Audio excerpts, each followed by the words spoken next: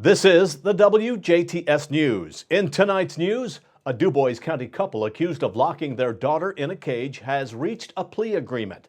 The Jasper School Board discusses the fate of the 5th and 10th Street elementary buildings, and Jasper foodies can now find a new way to chow down at the city's new food truck event, Downtown Chow Down.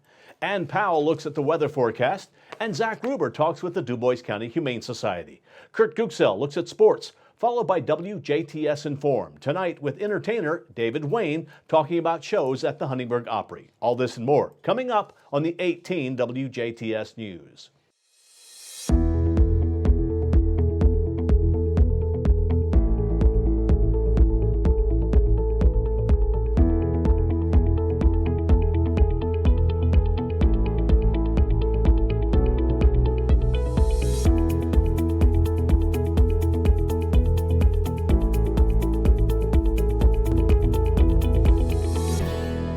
Good evening, I'm Bill Potter with the WJTS News.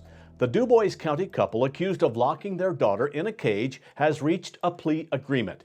Dentist Alan Fritz and his wife Amy were arrested in 2017 for allegedly keeping one of their daughters in a cage at night. They each entered pleas of 2 counts of neglect of a dependent as a level 6 felony, with convictions entered as a Class A misdemeanor. We're told this also requires the couple to be supervised for a period of time. The couple were originally charged with 11 felony counts of neglect and criminal confinement. The sentencing order states the couple were prohibited from contacting the victim. Prosecuting attorney Anthony Quinn says although this seems like a lenient resolution, the plea was offered with the input of the victim, her guardians, and others working with her. Quinn tells us that it was a difficult decision to offer this plea, but in the end, it's about the victim. Having the victim testify to a jury does not serve her best interest.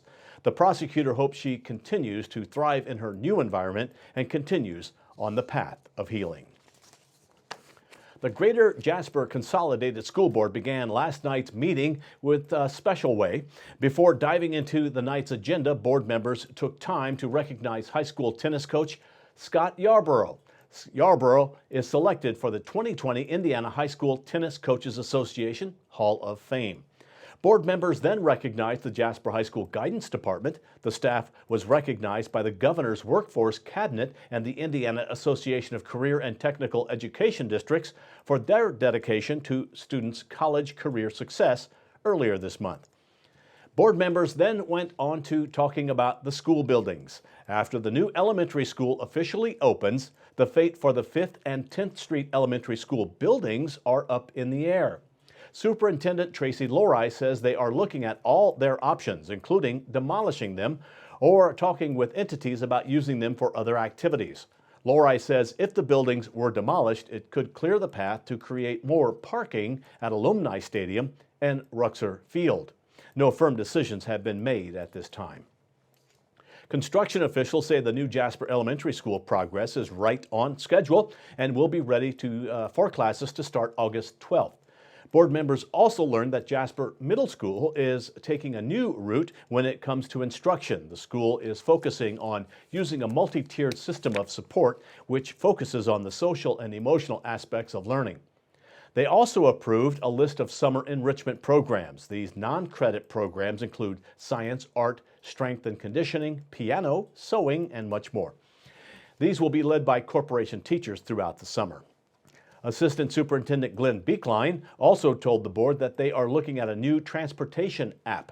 This app would serve the school in many ways. Parents would be able to see when the buses come and go and would serve as a navigation system for substitute drivers. It would also have a special feature where drivers can keep track of stop arm violations. Beekline also says they have 2 more bus drivers. They also approved seeking bids to replace a section of the high school's parking lot. The current concrete parking lot will be replaced by a new concrete or asphalt surface. There will also be a new sidewalk on the east side of the parking lot.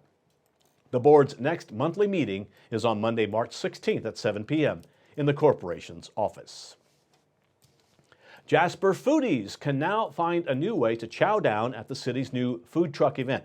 It's called Downtown Chow Down. Starting in May, the City of Jasper will host a series of monthly downtown chowdown events that will have multiple food trucks from around the area serving food with live music, games, vendors, and late shopping hours for a conversational, laid-back setting. Downtown Chowdown will be held every second Wednesday of the month from 6 p.m. to 9 p.m., rain or shine, on the square in downtown Jasper. Downtown Chowdown will be held on May 13th, June 10th, July 8th, August 12th, September 9th, and August 14th. If you missed last week's Mid-States Corridor public meetings, then you're in luck. All project handouts, maps, and questionnaires will now be available at libraries in DuBois, Ferdinand, Huntingburg, Jasper, Dale, Otwell, French Lick, and Lagodi until March 23rd. Questionnaires can be either filled out online or in person at the libraries. Project team members will go around and pick up all questionnaires for consideration at a later date. For a complete list of libraries and addresses, head to midstatescorridor.com. For details on the meetings held in Lagodi and Jasper from last week, go to the WJTS website, wjts.tv, and find the stories for each meeting.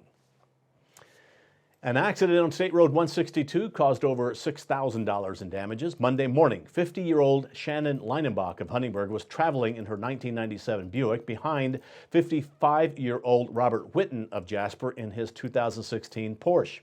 Both vehicles were heading north when the traffic light at the intersection of State Road 162 and West 9th turned from yellow to red.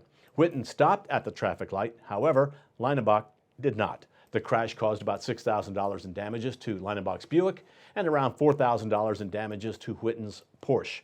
No one was hurt in the accident, and both drivers were wearing seatbelts. Leinenbach was cited for following too closely.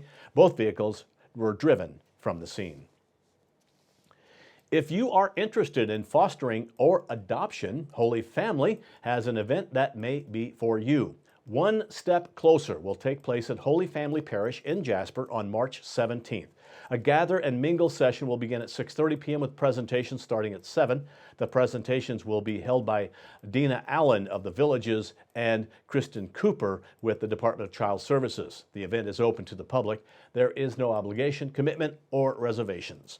For more information, call Holy Family Parish at 812-482-3076, 482-3076. That has been a look at your local news. Stay tuned. Zach Gruber pays his weekly visit to the DuBois County Humane Society. Ann Powell has the forecast. Kurt Guxell looks at sports. And David Wayne with the Huntingburg Opry is our WJTS Informed guest. We're 18 WJTS. Local people watching local people.